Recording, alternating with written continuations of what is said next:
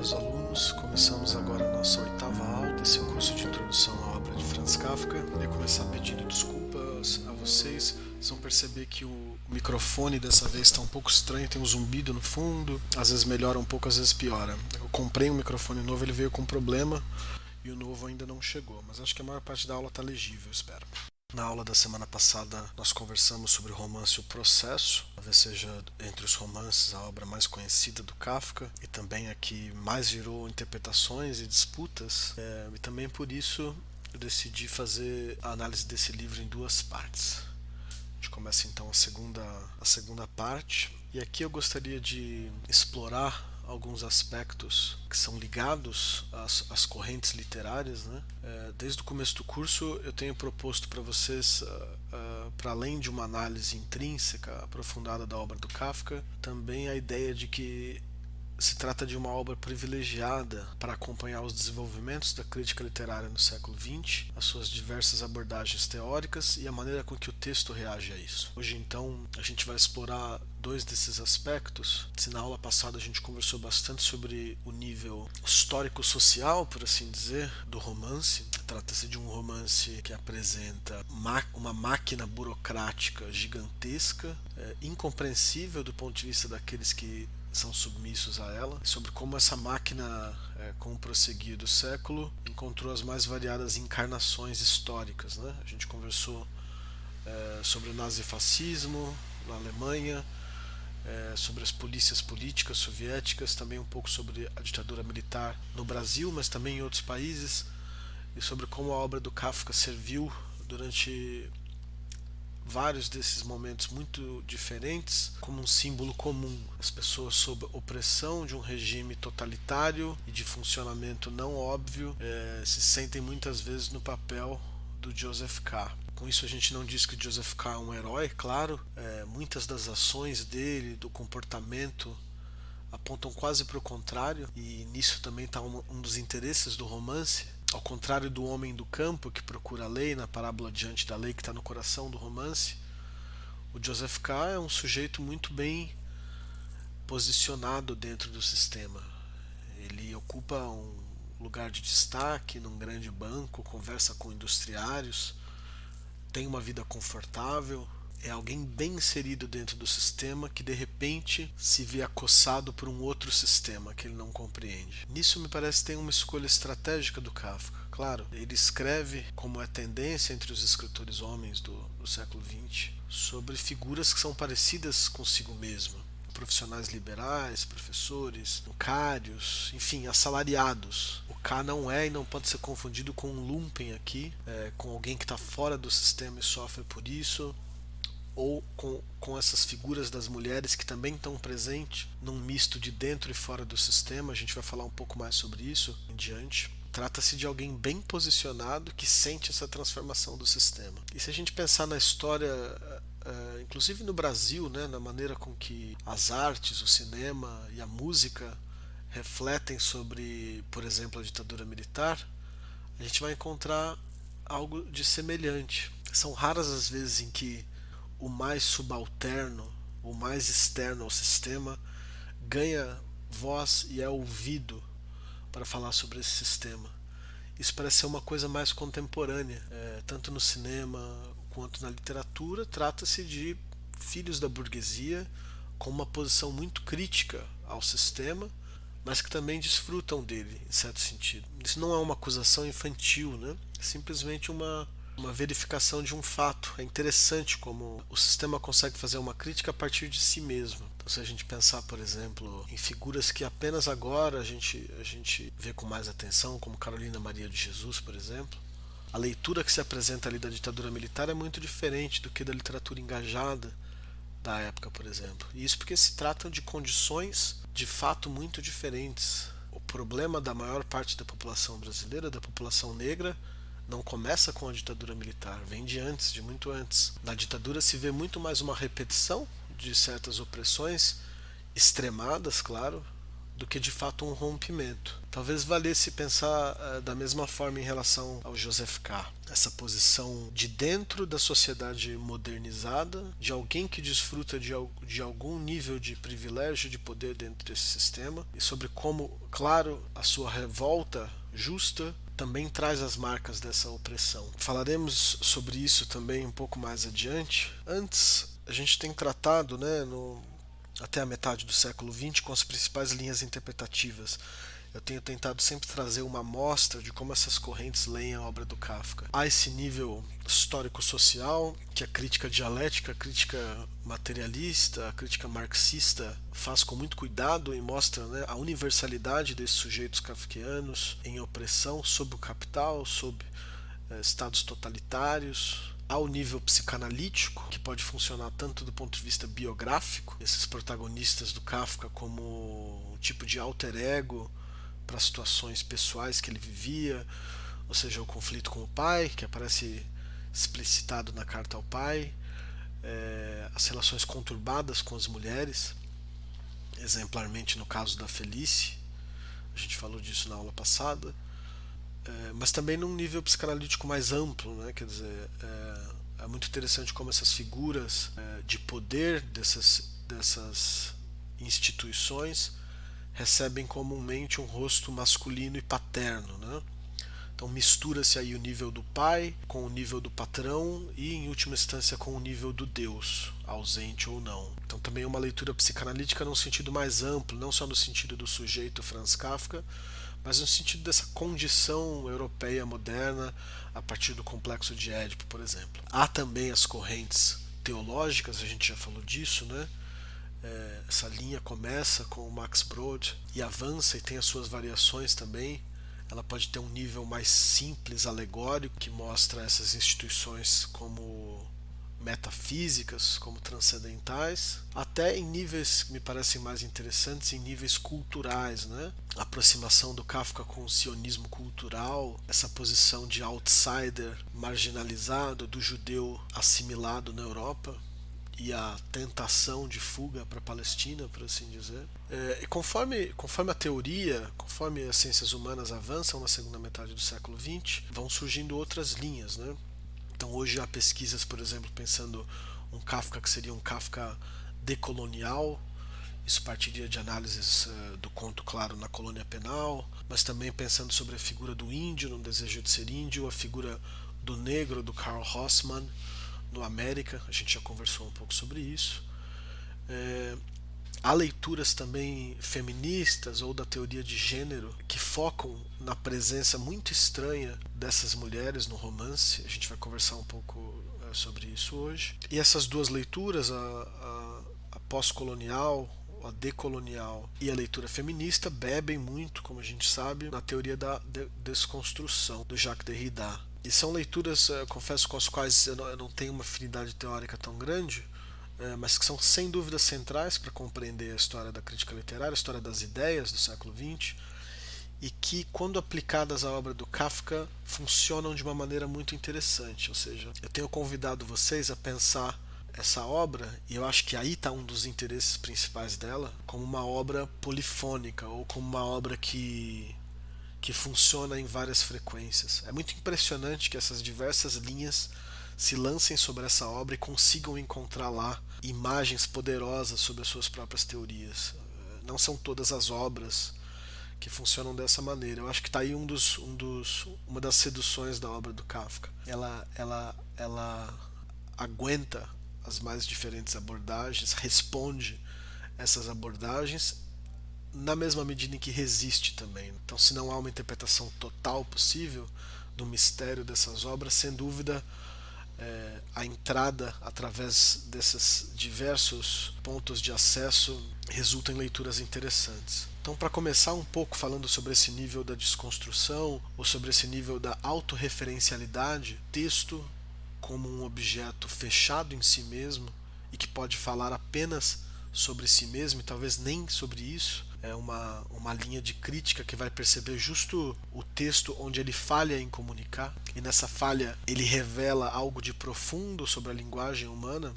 Então é uma abordagem que deixa de fora as influências externas e que se foca nesse movimento interno do texto sobre ele mesmo. E o processo especificamente é um romance que reage muito bem a essa leitura. Desde o começo, a gente pensar nesse Diante da Lei, que é uma narrativa das mais celebradas, das mais criticadas no século XX, pelo seu mistério, pela sua dificuldade.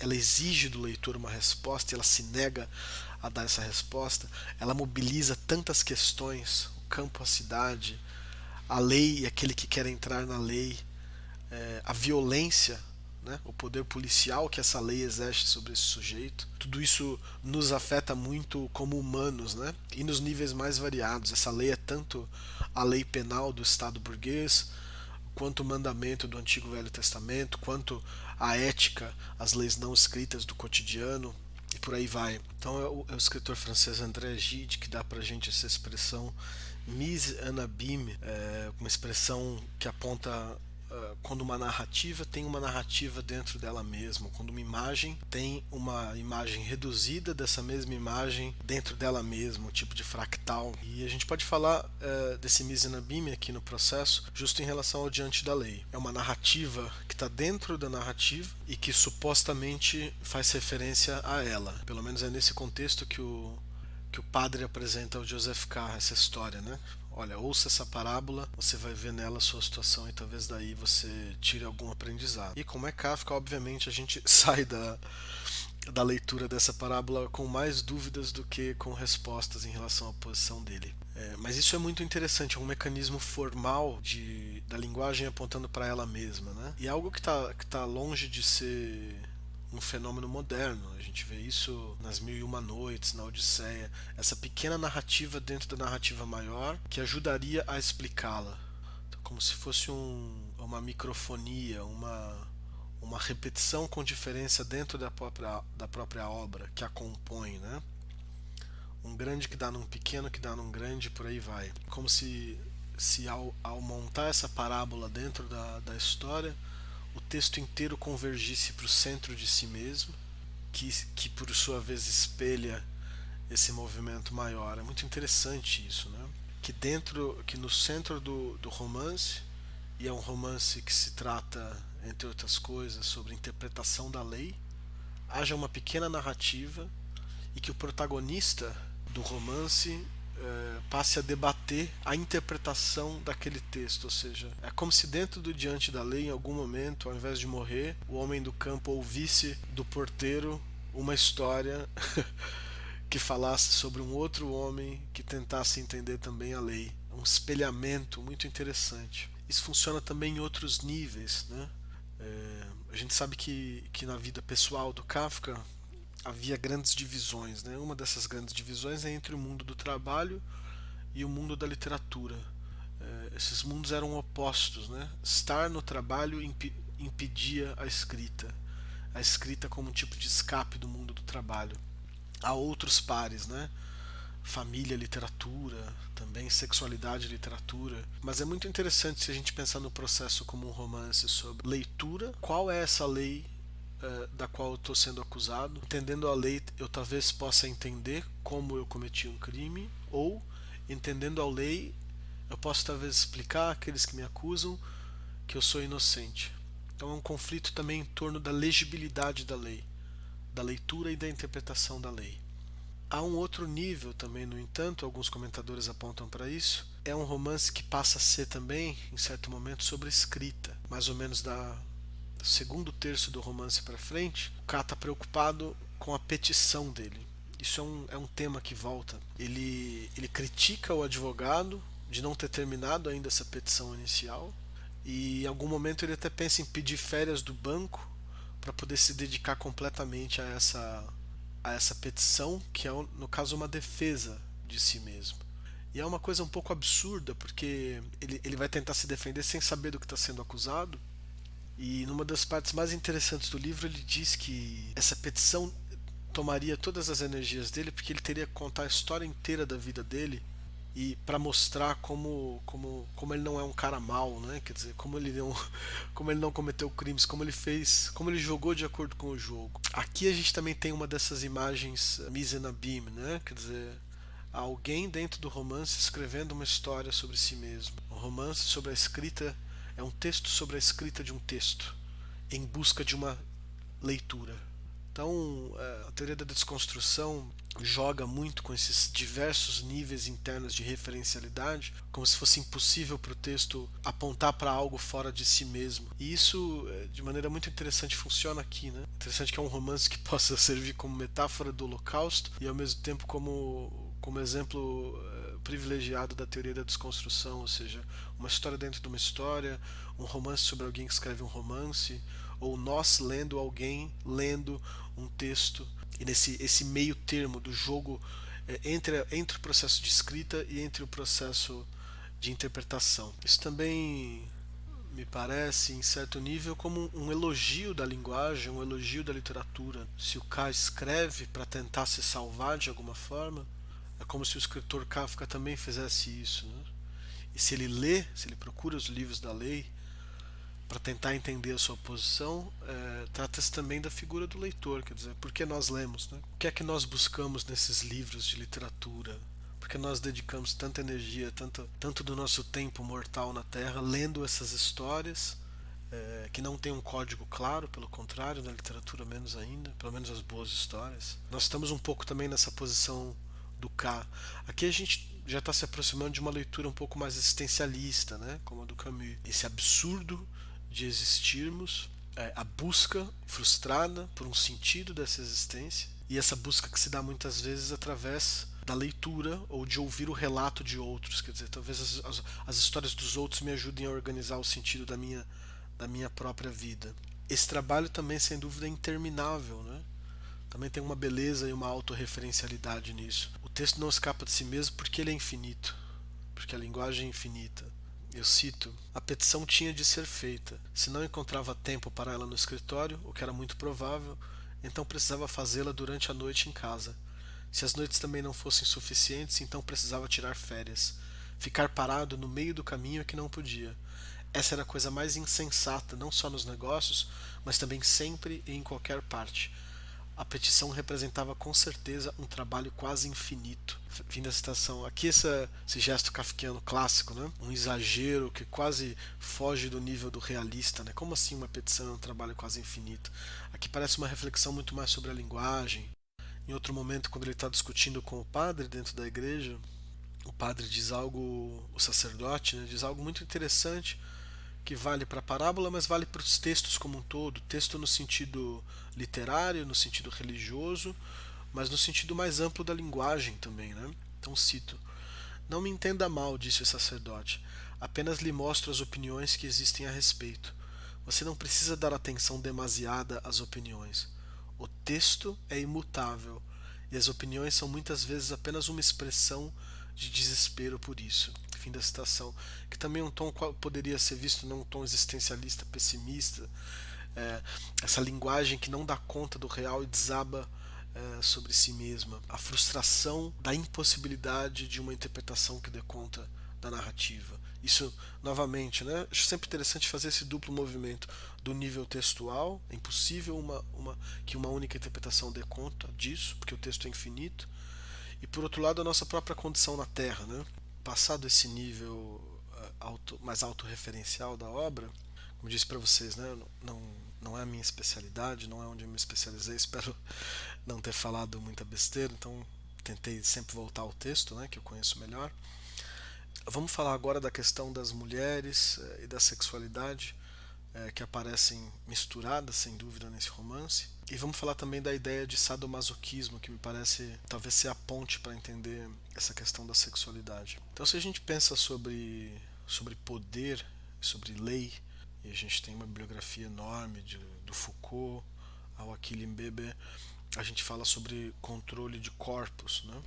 E a teoria feminista, não por acaso, está sempre de olho nisso, sobre esse controle dos corpos que o Estado, que a lei operam. Então, a primeira cena do romance trata de uma prisão, a prisão como esse aprisionamento do corpo, esse cerceamento da possibilidade de ir e vir. Mas não só essa liberdade de movimento, também é um poder de infligir dor ou prazer. E na dinâmica sadomasoquista, se a gente pensa num nível simples da prática sexual, ou seja, infligir dor e receber dor, e esse curto-circuito estranho que é o prazer em infringir dor, o prazer em receber dor. E quando a gente pega essa ideia e pensa do ponto de vista político mais amplo, a gente vê que esse poder sobre o corpo também pode ser um poder de infringir dor e ter prazer nisso. Dou como exemplo uma sociedade absolutamente punitivista como é a sociedade brasileira, e a gente sabe que a origem desse não se trata apenas de punir, há um prazer perverso na punição.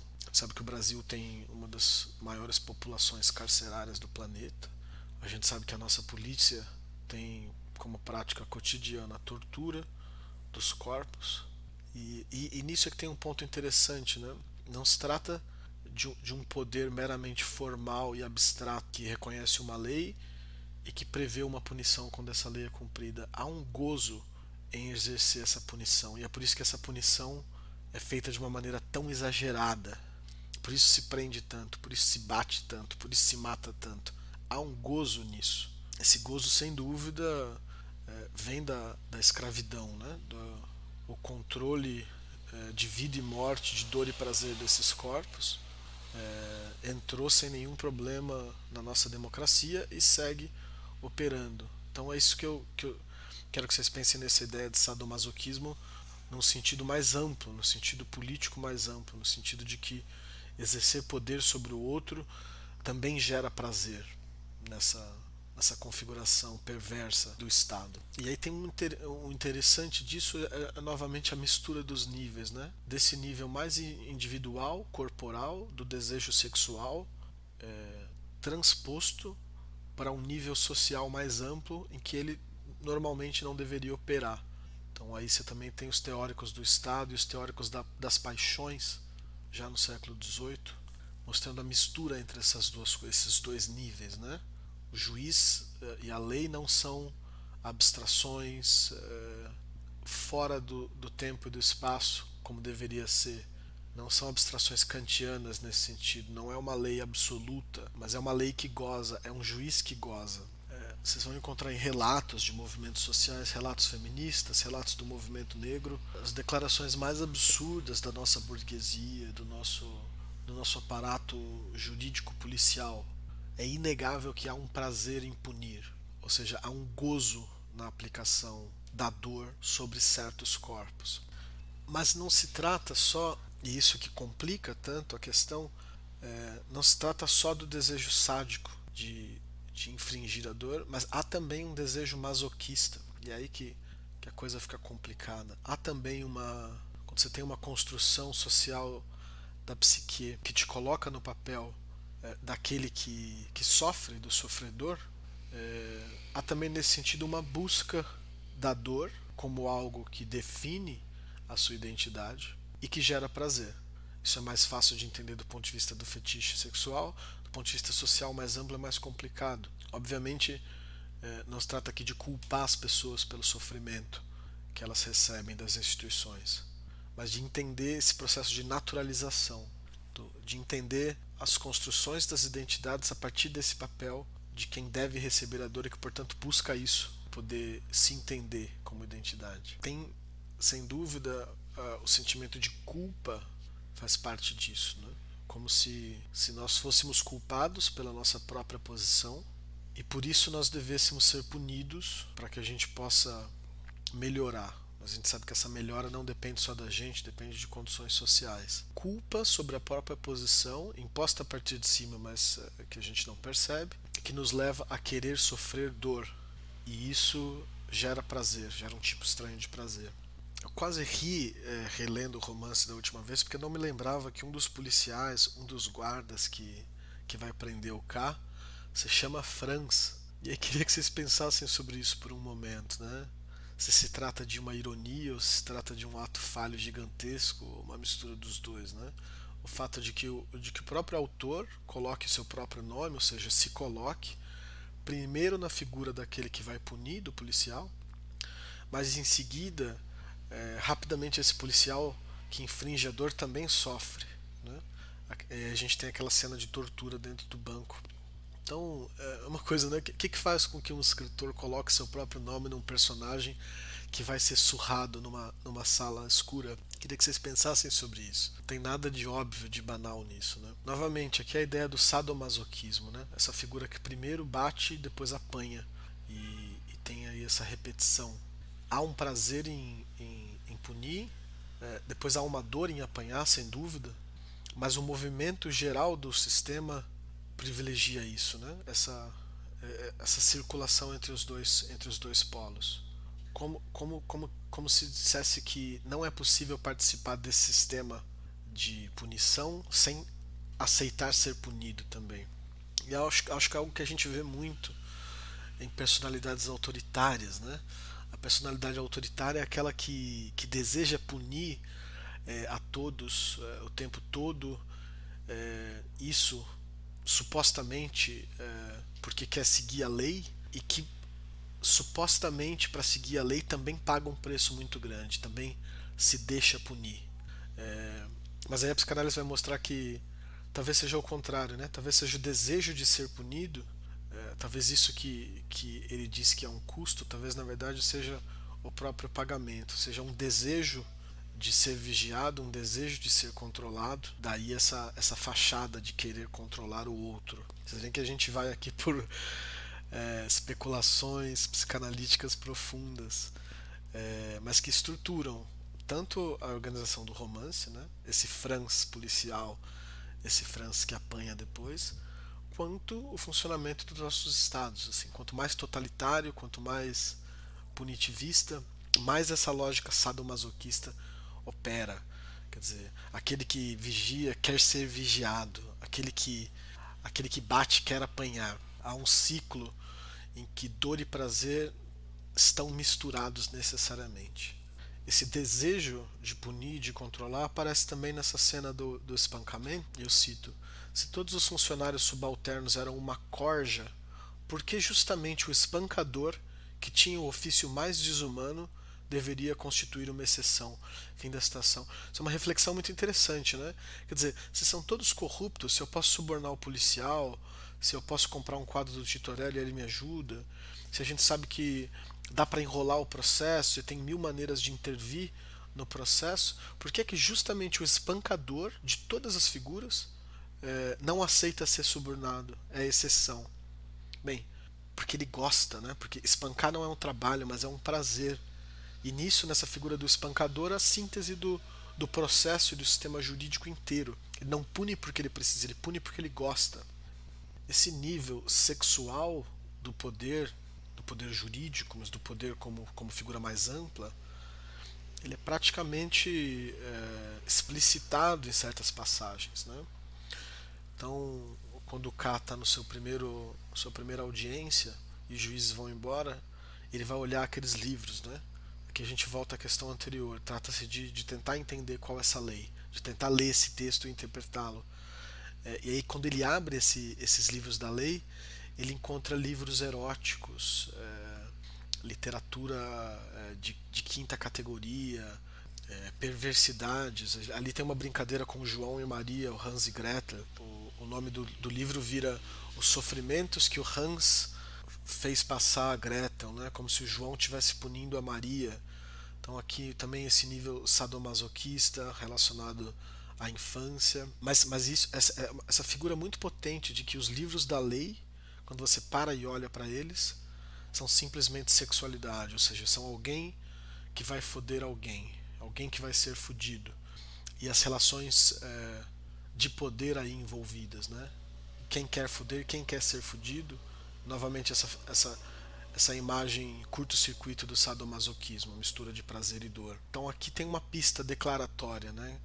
Também seria uma maneira de dizer que talvez todo o debate jurídico, na verdade, seja apenas sobre controle dos corpos ou sobre controle do gozo. E se parece que eu estou indo longe demais nessa interpretação, é só a gente ver como a cena se desenvolve. Dessa leitura do K, ele fica absolutamente enojado, né? Como assim os livros da lei são simplesmente pornografia?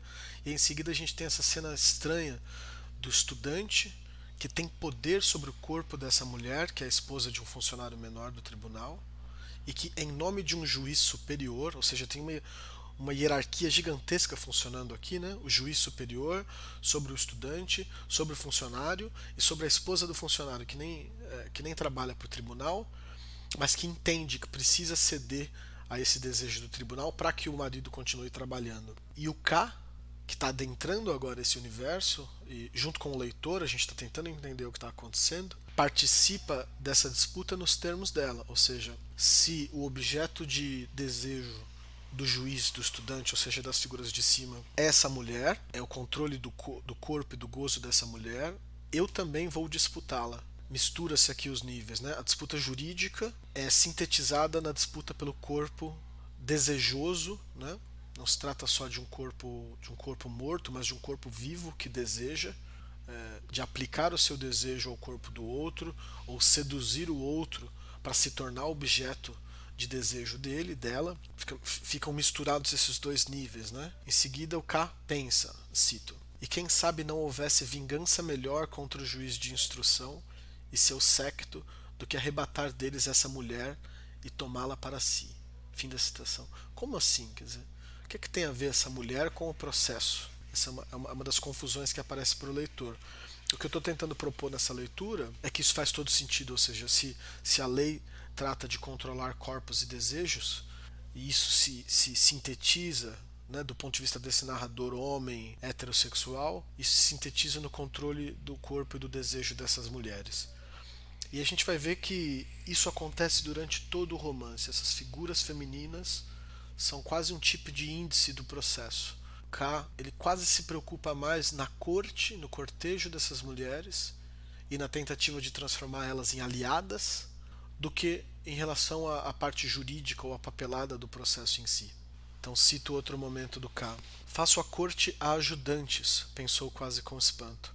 Primeiro a senhorita Bürstner, depois a mulher do oficial de justiça, e finalmente esta pequena enfermeira que parece ter uma incompreensível necessidade de mim.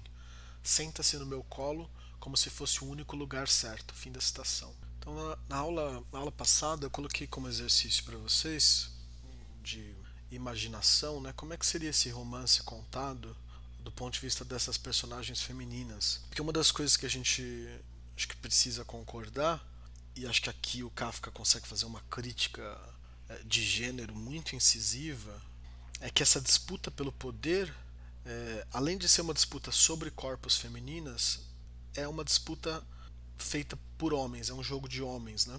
Então, ainda nessa cena sobre o estudante, uma passagem muito estranha que eu cito. E imaginou a cena mais ridícula que poderia haver, por exemplo, se esse lamentável estudante, essa criança enfatuada, esse barbudo torto, se ajoelhasse diante da cama de Elsa e com as mãos juntas pedisse clemência. K gostou tanto dessa imagem que decidiu, caso surgisse uma oportunidade para isso, levar um dia o estudante à casa de Elsa. Fim da citação. Elsa é essa namorada que não aparece, a gente não sabe se é uma namorada ou se é uma prostituta que ele visita, mas que ele visita semanalmente, né? E aqui fica explícito, né, que se trata aqui de uma disputa de masculinidade. Esse estudante que é infantilizado por ele, né? Como se ele, como um homem mais velho, barba aparece aqui, né? Aparece muito, a questão da barba aparece muito no Kafka. Quanto mais poderoso o homem, mais barba ele tem. Então, esse sinal de masculinidade, né?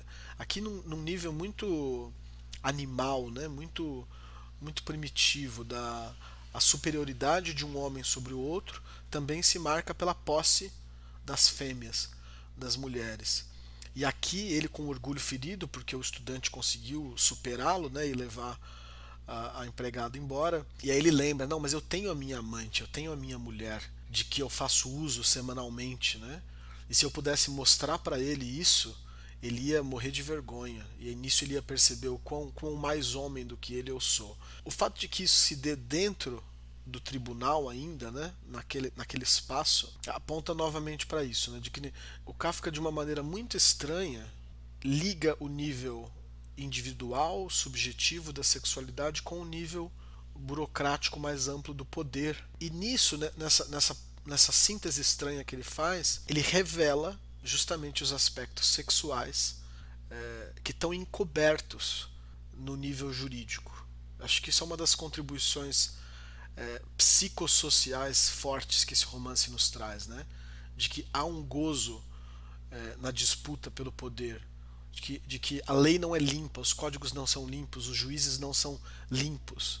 Não, novamente aqui a figura do Kant, né? Não há uma separação da lei, uma separação total e limpa da lei e do mundo. Essas coisas na verdade tão juntas. A questão é que é só um disfarce e de que esse jogo é jogado por homens, né? O fato de eu ser mais homem faz com que eu tenha mais poder. São deformações precisas, né, na obra do Kafka.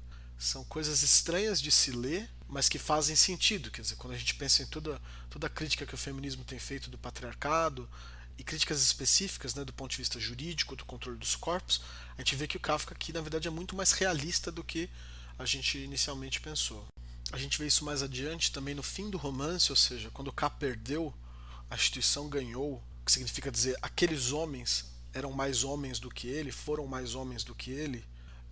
A gente vê isso na cena final, quando ele já está com os carrascos grudado nele, né, no capítulo final, ele vê uma mulher que ele acha que é a senhorita Büstner e ele ainda controlando um pouco os carrascos tenta segui-la. Aquilo ali quase como uma última tentativa, né? Quer dizer, se eu conseguir a posse dessa mulher, daí isso me empodera de alguma maneira diante desse tribunal, desse pai, desse homem maior. Então cito: eu sempre quis abarcar o mundo com as pernas, e além do mais, com um objetivo reprovável. Isso não estava certo. Devo então demonstrar que nem sequer o processo de 1 ano me serviu de lição? Devo acabar como um homem obtuso? Fim da citação. Aqui é um K que aceitou o fim, né? Aqui, novamente, a imagem da culpa aparece, como se o tribunal tivesse tentado ensinar uma lição para ele. Essa imagem de abarcar o mundo com as pernas, isso é evidentemente sexual, né?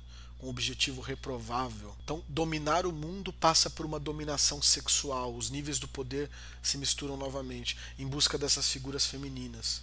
E aqui ele foi derrotado. Então ele tenta tirar uma lição de tudo isso, né? Mas não para não recair nas garras do processo, ou seja, para não entender essas mulheres como simples objetos em disputa, caberia reflexão. Mas o que há de potência nesses corpos? O que há de potência nessas figuras e por que elas são fundamentais para andar no processo? Ou seja, se essas figuras masculinas se sentem empoderadas na posse desses corpos, é porque há poder ali. Para a gente entrar nessa questão, eu começo com um resumo que a Vivian Liska faz sobre a posição de vários comentadores do Kafka sobre a figura da mulher na obra, né? Então, em geral, segundo a Liska, a mulher é representada como obstáculo ou ferramenta que Kafka, o autor, coloca no caminho do respectivo herói kafkiano, ou acompanha em seus caminhos ou descaminhos como promessas sedutoras ou como irritação. Ela serve como espelho da autoconsciência masculina, como cópula entre homens e como agente de mediação entre o protagonista masculino e o mundo exterior, ou melhor, a instância cheia de segredos que o oprimem. Então isso aqui é muito interessante, né? A mulher serve nesse sentido como um tipo de ligação entre o eu e esse mundo agressivo, hostil exterior, mas ao mesmo tempo ela usa o termo cópula. Eu acho muito interessante, porque é algo que também se vê muito, né? Essa afinidade absoluta entre homens, que tem como consequência um tipo de misoginia, e aqui cabe também uma interpretação no sentido homoerótico, né? Como se impedidos de expressar desejo uns pelos outros, os homens mobilizam as mulheres como um meio através do qual essa cópula seria permitida. E as pensadoras feministas apontam para isso também no patriarcado, né? Como na verdade há ao lado, quase como um adendo secreto à heterossexualidade no patriarcado, haveria na verdade uma homoafetividade, né? Quer dizer, os homens gostam de si mesmos e as mulheres aparecem apenas como ponte de ligação. A gente vê então que se trata de um sistema construído por homens para homens, mas que a figura feminina nesse sentido tem um potencial, né? o fato dela pertencer e não pertencer ao sistema ao mesmo tempo, a gente vê isso nas figuras femininas, né? Elas estão fazendo trabalhos quase sempre subalternos, servindo os homens e as instituições, mas justamente pelo fato de não poderem pertencer, abrem possibilidades outras, né? Então é interessante que nesse sistema totalitário, ou seja, o K encontra tribunal até nos sótãos e nos porões e até dentro do próprio trabalho, ou seja, é um sistema inescapável. As mulheres, pelo design patriarcal desse sistema, estão dentro e fora ao mesmo tempo, e com isso esse estar fora é uma potência. Daí a necessidade do sistema de controlar esses corpos, né? Esses corpos que o sistema foi desenhado para não incluí-los, e por isso possuem a possibilidade justamente de apontar para um exterior, para uma possibilidade de saída. Daí novamente esse controle total que tem que ser feito desses corpos, porque são corpos que não estão no sistema. Isso funciona no nível do romance, isso funciona no nível social. Essa tentativa do Estado moderno de totalizar, de controlar completamente todos os corpos, entra absolutamente em pânico quando você tem corpos que apontam para fora. Então basta pensar, por exemplo, em grupos indígenas e na relação bizarra que o direito burguês estabelece com eles, né? São e não são cidadãos brasileiros ao mesmo tempo. Estão e não estão dentro das mesmas leis.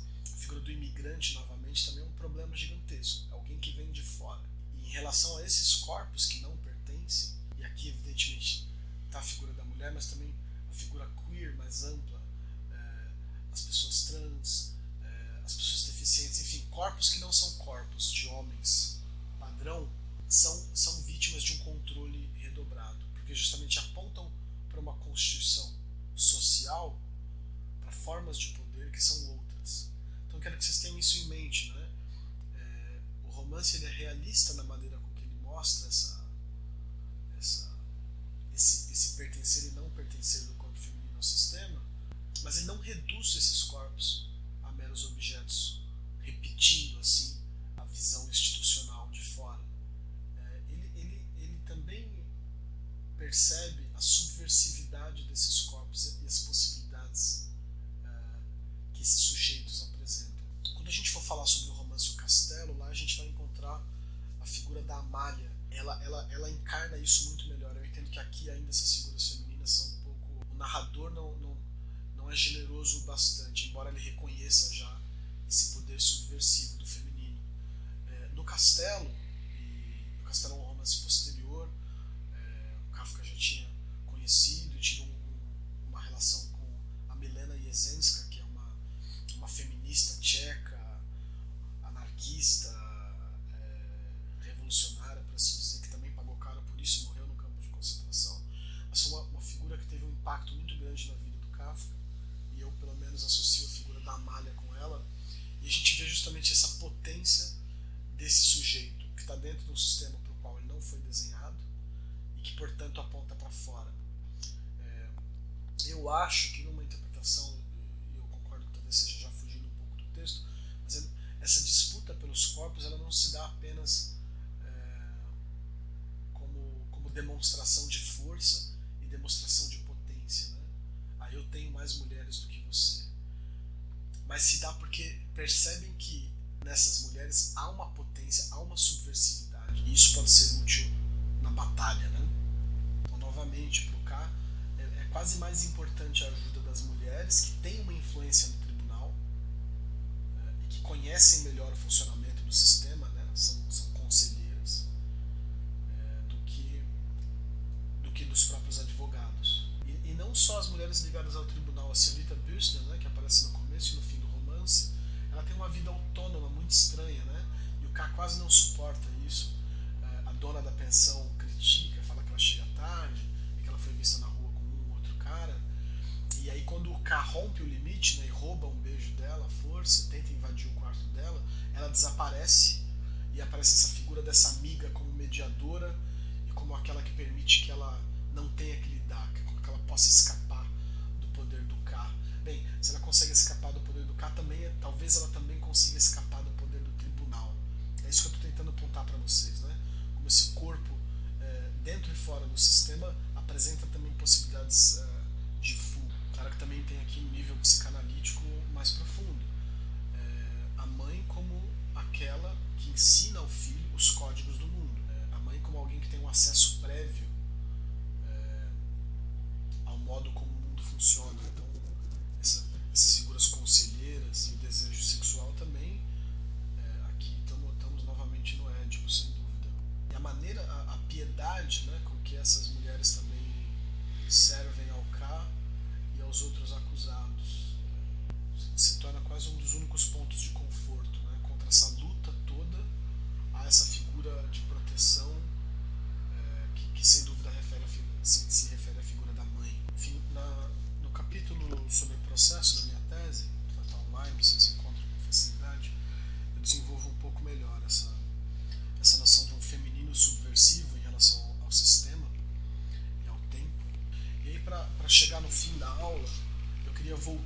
pouco a um nível mais social, de onde a gente partiu na aula anterior, para pensar também teoricamente, né, e usar pensadores contemporâneos, a questão do estado de exceção. O estado de exceção é um conceito jurídico que foi muito discutido no começo do século XX, sobretudo por juristas europeus, não por acaso às vésperas da Segunda Guerra Mundial, na ascensão de grupos fascistas, o debate dentro do direito sobre o que está fora dele, ou seja, o momento em que a ordem jurídica é interrompida a partir de si mesma e suspensa. O estado de exceção é uma figura paradoxal desde o começo. No Brasil, nosso exemplo claro é o golpe de 64 e as 5 em 68. Então eu uso um mecanismo jurídico para dizer que o jurídico não está mais operando, ou que está operando a partir de uma força externa a ele. E aqui a palavra força não é desimportante. Então é um tipo de paradoxo da filosofia do direito. O Carl Schmitt é sem dúvida o seu grande teórico no começo do século XX, teórico do estado de exceção, alguém que vale a pena ser lido sem dúvida, apesar de ser um teórico dos fascistas, mas que dá muito a pensar. Walter Benjamin que fala, né, que a gente precisa pensar a partir dos extremos. Nada mais revelador do estado de direito do que pensá-lo a partir do seu ponto extremo, que é a exceção, que é a suspensão do estado de direito. E se a gente pensar no processo, sem dúvida, né, daria para pensar todo o romance como um tipo de abuso jurídico que aconteceu contra o K. Mas tem diversas passagens, uma inclusive no fim do texto, que mostram que existem dois sistemas jurídicos em funcionamento, né? Então, por exemplo, a passagem que foi tirada do romance, que foi riscada, no capítulo final, o K, já sendo escoltado pelos carrascos, ele vê um policial na rua e diz, cito: "O Estado me oferece sua ajuda", cochichou K no ouvido de um dos senhores.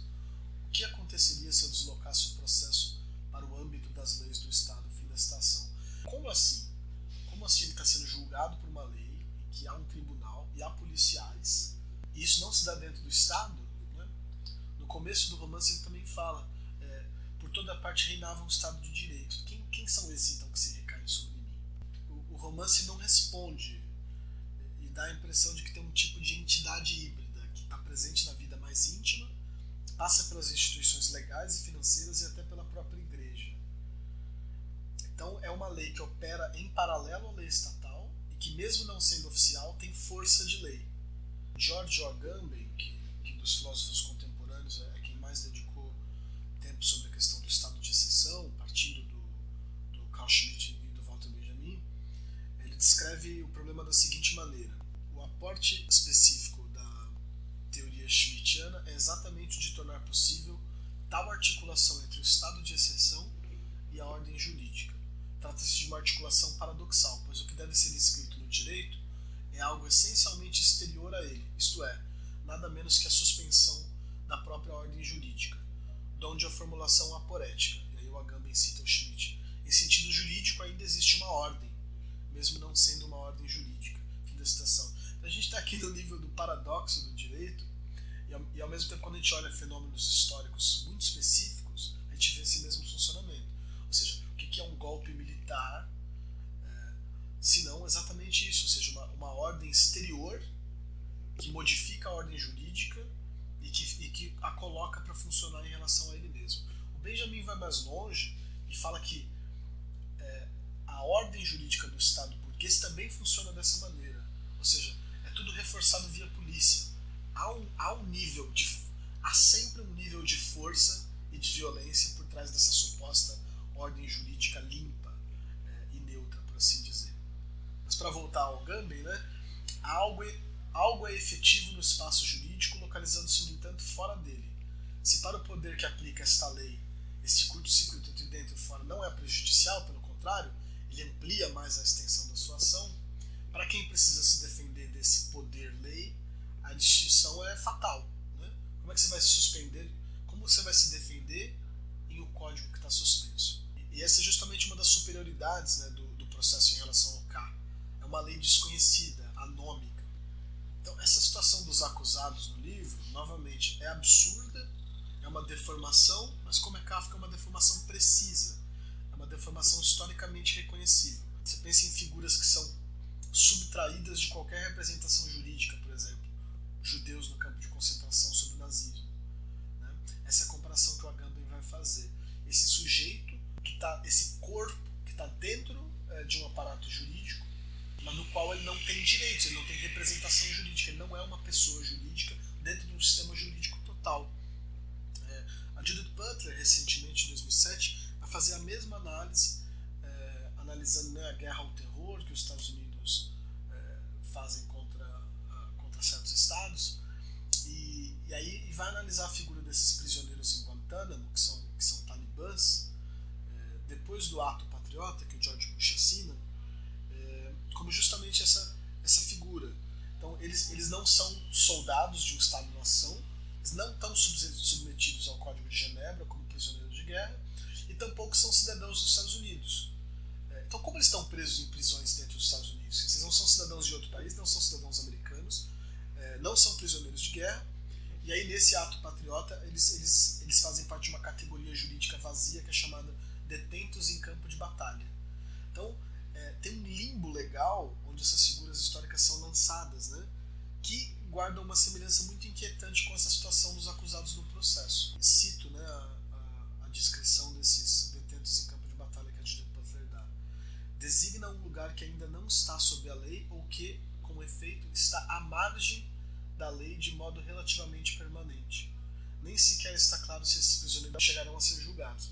No fim de fevereiro, Rumsfeld, que é o secretário, né, dos Estados Unidos responsável por isso, declarou e recentemente reafirmou que eles podem ser mantidos indefinidamente sem julgamento. Fim da citação. Bem, então nessa aula de hoje, vocês percebem que eu tentei trazer um pouco para as linhas críticas contemporâneas, né, mais contemporâneas, por assim dizer. Então a gente falou um pouco sobre psicanálise, sobre sexualidade, a gente falou sobre desconstrução, sobre autorreferencialidade dentro do texto, e a gente termina agora com Agamben e Judith Butler pensando o estado de exceção e pensando também o processo. Eu agradeço novamente a atenção de vocês. Novamente, né, queria ressaltar como é impressionante que a obra do Kafka aceite essas interpretações. Né? A gente já está quase há mais de um século interpretando esse romance, e ele segue produzindo imagens do nosso mundo, né? E aberto às interpretações. Na minha posição, né, me parece que o interessante é se beneficiar dessas diferentes correntes críticas e ver como a obra reage a elas, né? E sem dúvida a gente aprende muito, né? Quando uma linha dessa revela algo de profundo no romance, sem dúvida também está dizendo algo sobre nós e sobre a nossa sociedade. Eu não vou passar mais exercícios de leitura hoje, eu acho que os 3 que eu passei na semana passada bastam. Próxima aula, segundo o nosso cronograma, está dedicada então às correntes críticas. A intenção do curso era fazer uma leitura aprofundada da obra do Kafka, levando em consideração o desenvolvimento crítico do século XX. Né? A gente tem feito isso aos poucos, em contato com as próprias obras, que é o que eu acho fundamental, e a gente agora ter uma aula teórica no meio do curso se deve justamente a isso. Eu não queria que vocês lessem a teoria antes de ler o objeto. Ainda tem bastante coisa do Kafka, felizmente, para a gente ler, e a gente vai seguir lendo, mas agora que vocês já têm um repertório grande na cabeça, aí sim a gente vai poder ver a história da recepção da obra do Franz Kafka a partir dos seus comentadores principais, até também para vocês poderem tomar partido justamente no processo e desenvolverem a partir daí as próprias leituras. Eu lembro que dia 29 está previsto a entrega do projeto, do trabalho final de vocês, e para ajudar nisso, então, eu vou pedir que vocês leiam para a próxima aula o livro Kafka Pró e Contra, do Günther Anders, que é considerado talvez o manual ou livro de acesso à obra do Kafka mais interessante de todos. É um livro celebrado pela crítica, é um livro que foi escrito num contexto muito específico. Vocês vão ver que a disputa ali passa muitas vezes pela questão do engajamento ou não da obra do Kafka. A gente vai conversar um pouco sobre isso, a polêmica com Georg Lukács. O Günther Anders, claro, vem de uma perspectiva materialista dialética, mas bem, tem que ter uma perspectiva, e eu acho que realmente ele descreve ali com uma clareza muito grande certos procedimentos estilísticos do Kafka. Então é uma obra que vale também em sentido mais amplo, e a partir dela, até porque ela também traz um resumo é, das leituras do Kafka que tinham feitas até então, a gente vai avançando para outras leituras, mas esse sem dúvida é a pedra fundamental da crítica assim da obra do Kafka. Também deve ajudar vocês na escrita do trabalho, então começamos por elas, o texto já está na pasta Gunther Anders, Kafka Pro e Contra. Espero que vocês estejam bem na medida do possível, se mantenham bem, se cuidem, cuidem dos outros, não saiam de casa se não for fundamental, para que a gente ainda possa se encontrar. Quem sabe as últimas aulas do curso sejam ainda presenciais, não é? Então um abraço grande a todos e até semana que vem.